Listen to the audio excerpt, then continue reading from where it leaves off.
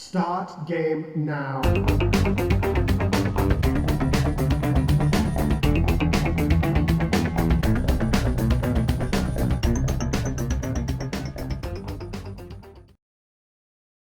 Scrooge is back because Disney's about to make more money. Welcome, retro fans. I'm your host, the No Swear Gamer, and today we're going to continue our ABCs of Retro series, where we go through the alphabet one letter at a time and review a game for each letter. Today we're on the letter Q, and this was the hint given last time. It's plunger time. That's because this game has more plungers than Mario has ever seen. That's right, today's game is none other than Quackshot, starring Donald Duck. That's right, today we're going to do Quackshot, starring Donald Duck for your Sega Genesis or Mega Drive if you're one of my friends across the pond.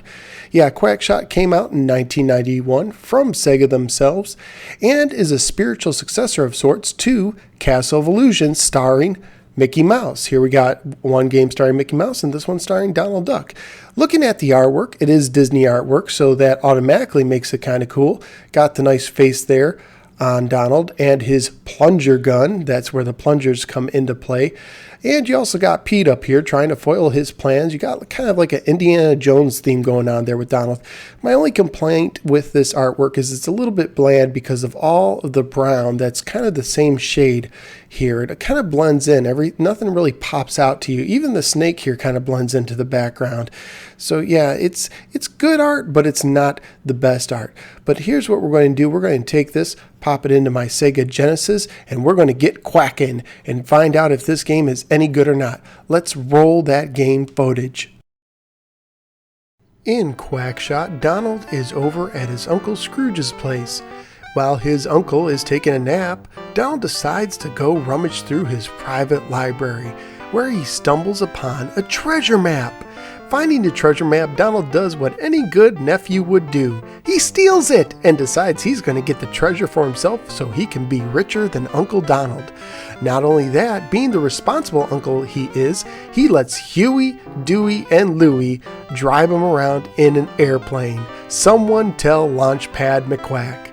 Now, unfortunately, Pete, who somehow has 24/7 surveillance on Uncle Scrooge, knows what he's up to. Not only does he know what he's up to, but whenever Donald shows up at a level, Pete's already there. How does he do it? So that is Quackshot. It is a single-player, side-scrolling platformer. It is also non-linear, unlike Castle of Illusion. So when you start the game, you get to pick from 3 different levels, such as, regular old Duckburg, Mexico, or how about Transylvania? And you know that means bats, video gamers' worst enemy. So you could choose any of the levels, and typically the levels are designed to be split into 2 different sections. The first section you can complete at any time, and when you get to the end, you can set a little flag there so that you can call your airplane and fly somewhere else, or you can also fly back to that checkpoint should you need to. However, to get to the second section, you usually need an item that is found in one of the other levels. So it is not a paint by numbers. You can't just go through the levels 1, 2, 3 and work your way through. You have to figure out where the items are you need, where you need to get them, and where you need to take them.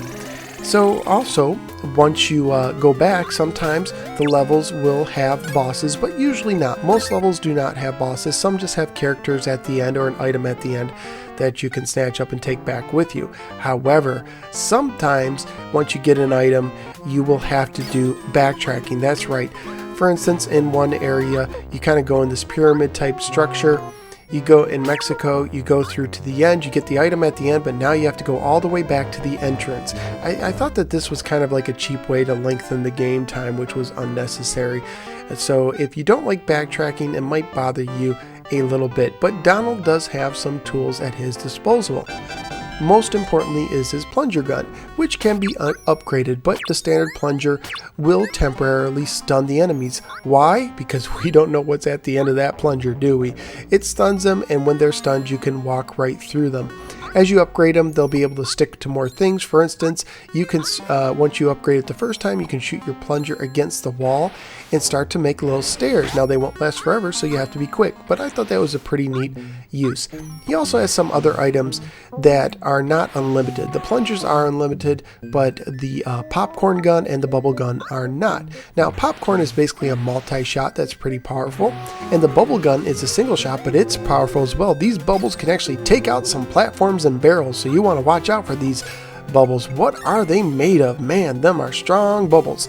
You can also pick up some hot peppers. There is a gauge at the bottom, and if you fill it up with the hot peppers, Donald will enter his famous rage mode. When he's in rage, he's invincible, but he's also kind of hard to control, so you want to be careful there. But it is definitely kind of neat. However, they really didn't use it that often. It was only used in selected levels, and not every level had the hot peppers to collect. You can also collect food, because in this game you have a health bar. Another difference from the Mickey Mouse game is you actually have a health bar in this game. You can replenish it with, your standard ice cream cones, which never melt, and of course the turkey or chicken, whatever, because if there's anything people should eat, it's turkey or chicken that bad guys drop. It's perfectly safe. Don't worry, they cooked it thoroughly and kept it sanitary. So yeah, you can eat the turkey or chicken to fill your health bar, but you're going to need it because sometimes in this game you are going to get some cheap hits. One of the biggest complaints I had with this game is that oftentimes by the moment you saw the enemy, they had already shot at you and it was almost too late to dodge their attack. You almost have to memorize where the enemies are or try and shoot at them before you see them, and that can be frustrating at times and led, as I said, to several cheap hits. Another interesting thing in this game is water.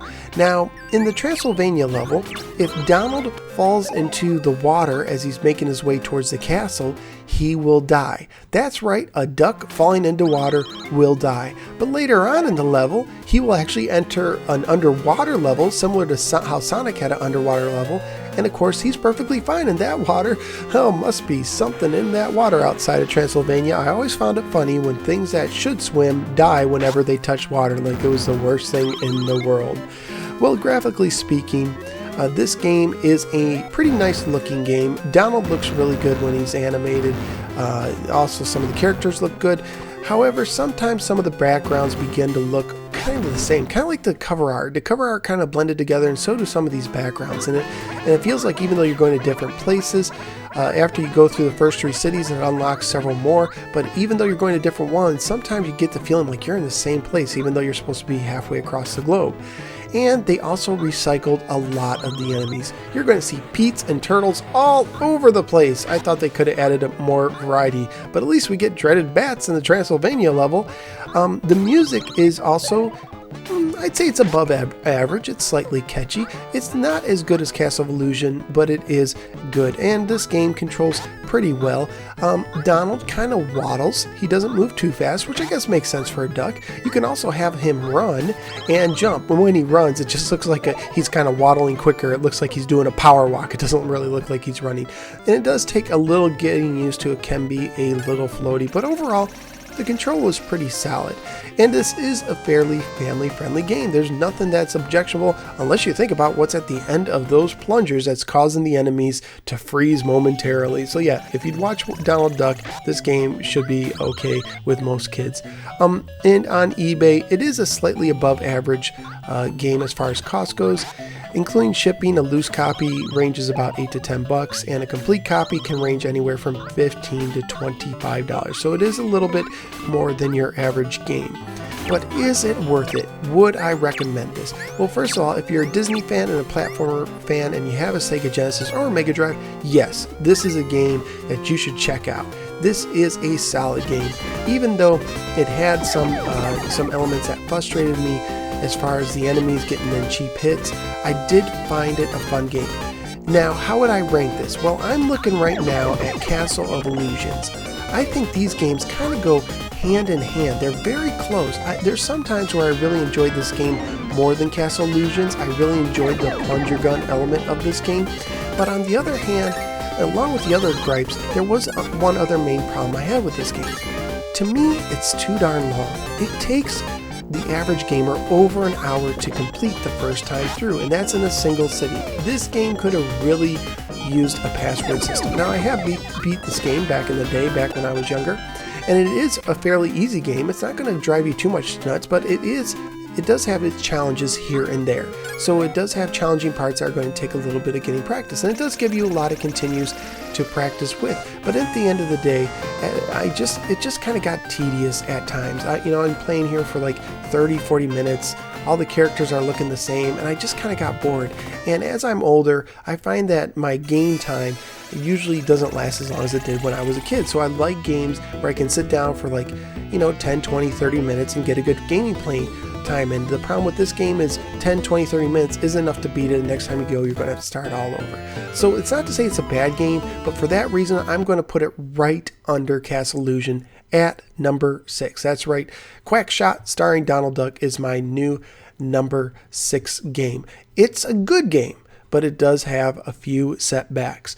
Now, it was released as a combo pack, I believe, on the Sega Saturn. Overseas, I think in Japan, they bundled this with Castle of Illusions, which is a great pairing. These two games really feel like they go together. And I don't know if it's likely that we'll see this get re-released again. I know Castle of Illusions got a remake. It's possible this one does, but it's not as popular. So with the licensing and everything else, it may not happen. So getting it on your Genesis over here in the States may be the only way to get it legally. Alright, so there you go. That is my letter Q game, Quackshot, starring Donald Duck. And next up will be the letter R, and here's my hint for that. Holy crossover, Batman! So see if you can figure that one out. Holy crossover, Batman! Hey, if you like videos like this, there's a few ways you can support me. One, go ahead and hit that subscribe button. That really helps out a lot. You can also follow me on Twitter or on Facebook. Just go to either one and go to /the-no-swear-gamer. For either one, I'm on both of those. And if you ever find a video you like, go ahead and share it on Facebook or Twitter or anything else that you do social media wise. That would really help me out. Anyways, I appreciate you giving me a little part of your day, and until next time, I will catch you later.